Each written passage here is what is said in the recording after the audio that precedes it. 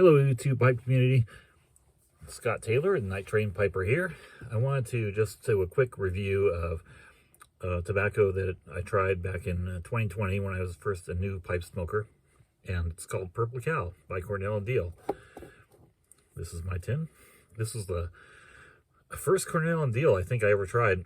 And it was of interest to me just honestly because I like purple cows. And there's a candy called a Purple Cow. There's a oh man, there's a song about a purple cow. You guys might know that one, rather C1 than B1. And there was also another candy. The candy I'm thinking of right now is, I think, a Swiss chocolate bar. But there was one back in the 70s that was briefly out, similar to one called the Black Cow, which is still around now. But they tried this Purple Cow experimentally.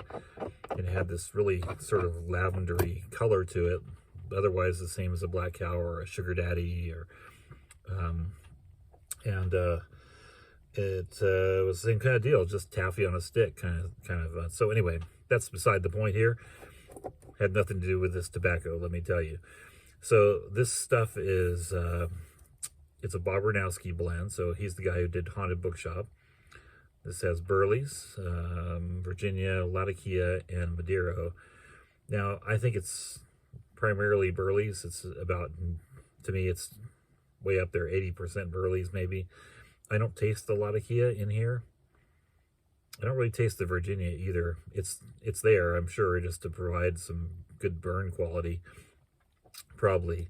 Madero's cigar leaf is in here, and you definitely taste that. But it's not one of those where you taste it all the time in the smoke. I would say it punctuates the smoke. So, you know, it kind of, as you're smoking it down, it's kind of a very burleyish blend, and then once in a while you get this zing of cigar leaf. And when I first started smoking, this was crazy for me. I found it one of the smokes that was just so quirky, and I wasn't really ready for it, honestly.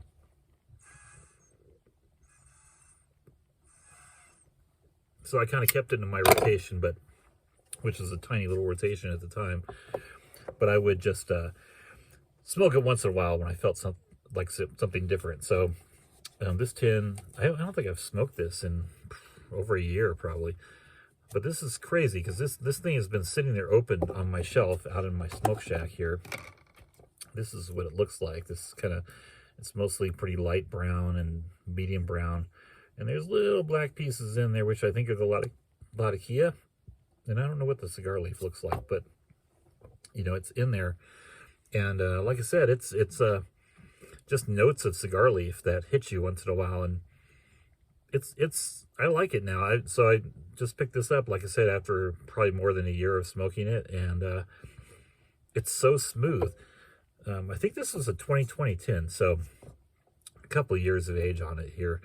But I think the flavor is just sitting there, all smoothed out, made it very balanced smoke. Except the cigar leaf is sort of like a little clinker in there, but it's like a nice surprise. What else was I gonna say? Oh, you know, this stuff, it sat on my shelf in my shed, so I was starting to say this, and tin is open. It is perfect in moisture. It is just not even dry in the slightest. So I don't know what's going on with this can, but it's not letting out any moisture, and it's not letting anything else in. So maybe I got a super good can or something. I don't know. Anyway, that is it for me, I think. I am staining my pipe rack still, and I finally got the right stain. So I'm going to be probably doing this tomorrow and starting with the first step, getting my pipe rack to be a rotating pipe rack instead of a stationary pipe rack. So with that, I will bid you all adieu, and I hope you have pleasant smokes and a great week. Bye-bye.